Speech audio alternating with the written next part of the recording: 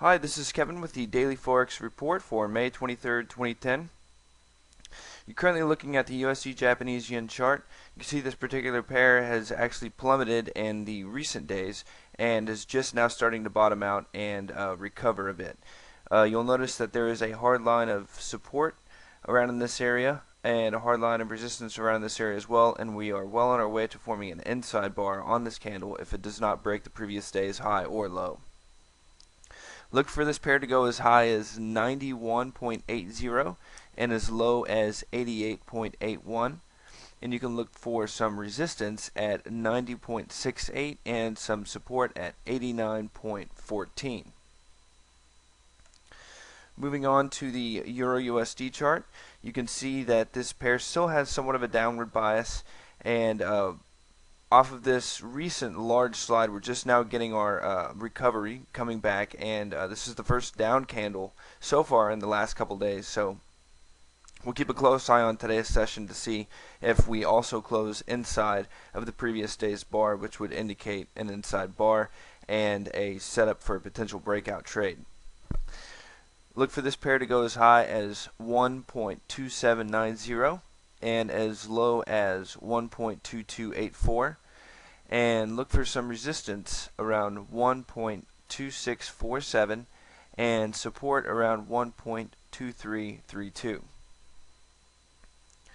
We're going to move on to the pound US dollar pair, and this pair, you'll notice after the past few sessions we've gone very sideways with this pair. We are literally trading up candles for down candles on a daily basis, and it looks like so far today that seems to hold true.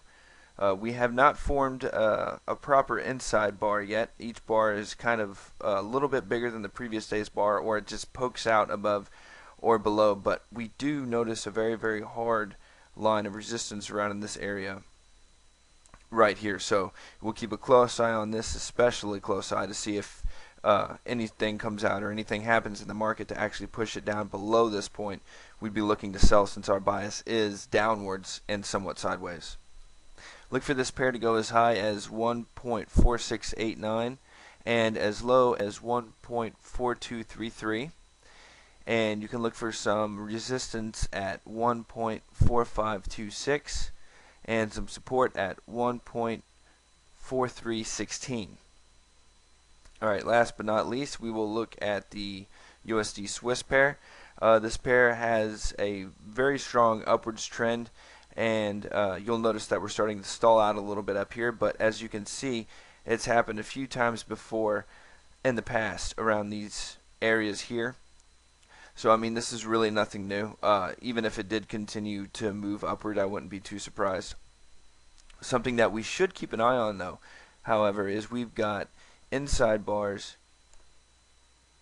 built off of the session, 2 or 3 days ago, and this particular bar right here was an inside bar, and this bar broke out of the previous high and low, but it's still inside of this particular range. So we're looking for this pair to break out above or below and take our trades accordingly.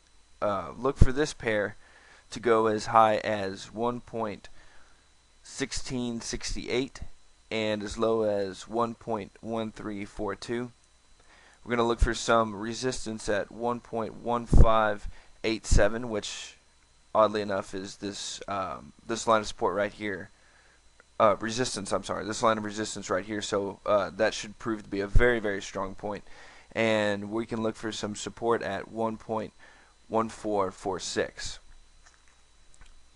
Now, as far as news announcement goes for tomorrow, we don't have anything very special. The only thing that we really do have that's coming out tomorrow is existing home sales tomorrow morning at 7 Eastern, and this isn't exactly what we call a supermarket mover. It's not non-farm payroll, gross domestic product, or anything like that.